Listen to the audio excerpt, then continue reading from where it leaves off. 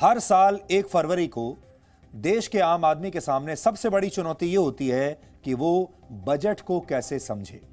आप सब आज ये समझना चाहते होंगे कि ये जो आज नया बजट आया है, इससे आपके जीवन में कौन कौन से बदलाव आएंगे और वो बदलाव कितने शुभ होंगे, कितने अशुभ होंगे, यानी आज के बाद से अगले 1 साल तक आपका जीवन कितना बदलेगा।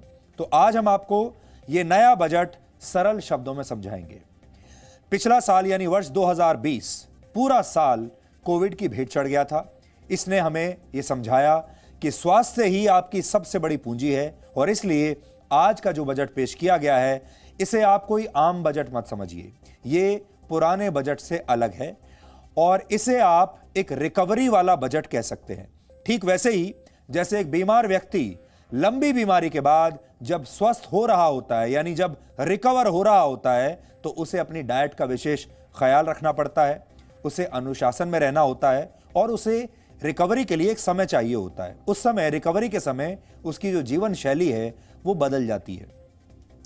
तो आज का जो बजट है, इसका सेंट्रल थीम अगर आप माने, अगर एक थीम कोई है तो वो सेंट्रल थीम है स्वास्थ्य। पूरा के पूरा बजट स्वास्थ्य के आसपास घूमता है। और वो स्वास्थ्य कौन सा है? वो है आपका स्वास्थ्य, यानी देश के नागरिकों का शारीरिक स्वास्थ्य, देश की अर्थव्यवस्था का स्वास्थ्य और जिन शहरों में आप रहते हैं उन शहरों का स्वास्थ्य। सरकार ने इस बजट में सबके स्वास्थ्य का विशेष ध्यान रखा है और साथ ही कोरोना वायरस से उबर रही दुनिया के लिए एक प्रोएक्टिव बजट भी बनाने की कोशिश की है। तो आज इसमें बहुत सारी बातें हैं जो आपके काम की बात हो सकती हैं। दिन भर तो आपने सुना होगा, अलग अलग एक्सपर्ट से और अर्थशास्त्रियों की राय आपने जानी होगी, लेकिन आपके जीवन में सीधा बदलाव क्या आएगा, ये बताने के लिए आज हमारे साथ सरकार के 2 मंत्री होंगे। एक होंगे वित्त राज्य मंत्री अनुराग ठाकुर और दूसरे हमारे साथ होंगे भारत सरकार के सूचना और प्रसारण मंत्री प्रकाश जावड़ेकर, जो सरल भाषा में सरकार का पक्ष आपके सामने रखेंगे और सरल भाषा में आपको इस बजट के बारे में सब कुछ समझाएंगे। आज हम आपको नॉन स्टॉप न्यूज़ नहीं दिखा रहे हैं क्योंकि अब से थोड़ी देर में ये दोनों मंत्री हमारे साथ जुड़ने वाले हैं, लेकिन हम आपको सरल भाषा में अब ये बताना शुरू करते हैं कि आज हुआ क्या है। आप सब जानते हैं आम बजट आज पेश किया गया है क्योंकि आज 1 फरवरी है।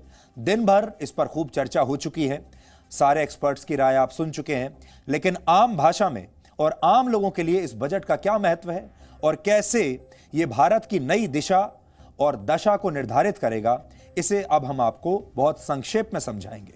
इसलिए आज का डीएनए आप बिल्कुल भी मिस नहीं कीजिएगा और ध्यान से जो हम आपको बताने की कोशिश कर रहे हैं इसे आप सुनिएगा। ये कोई अर्थशास्त्री की राय नहीं है, एक्सपर्ट्स की राय नहीं है। सबसे पहले आप ये समझिए कि इस बजट का मूल स्वभाव क्या है। तो यह बजट पूरी तरह स्वास्थ्य पर आधारित है और इसे अब आप 5 पॉइंट्स में समझिए। पहला पॉइंट, देश के नागरिकों का स्वास्थ्य अच्छा रहे। इस बजट में इसका बहुत खास ध्यान रखा गया है और इसके लिए देश के स्वास्थ्य बजट में सबसे ज्यादा वृद्धि की गई है पहली बार, और यह वृद्धि है 137%। इसलिए अब आप समझ लीजिए सरकार का पूरा ध्यान है स्वास्थ्य पर, हेल्थ पर और हेल्थ सर्विसेज पर। दूसरी बात, गवर्नमेंट एसेट्स यानी सरकारी संपत्तियों के स्वास्थ्य में और देश की अर्थव्यवस्था के स्वास्थ्य में सुधार लाने के लिए कई बड़े कदम उठाए गए हैं। जैसे एलआईसी का अब आईपीओ आएगा, यानी सरकार एलआईसी के शेयर अब बाजार में बेचेगी। इसी तरह दूसरी कंपनियों के लिए भी ऐलान किए जाएंगे, इसे आप विनिवेश भी कहते हैं। तीसरी बड़ी बात, जब आप ये शेयर सरकार बेचेगी, इससे सरकार को अतिरिक्त आमदनी होगी और सरकार इस पैसे से बाकी की अपनी योजनाएं और अपने खर्चे पूरे कर पाएगी। इसलिए सरकार जहां जहां से भी पैसा उगा सकती है, इस बार कोशिश करेगी।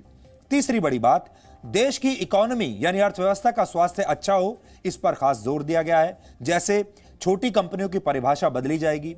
ये और परिभाषा क्या होगी, वो ये कि कंपनियों की कैपिटल वैल्यू के आधार पर इसकी परिभाषा तय की जाएगी। जैसे शेयर मार्केट में किसी कंपनी की वैल्यू 2 करोड़ है और उसका सालाना टर्नओवर 20 करोड़ है, तो वो छोटी कंपनी मानी जाएगी।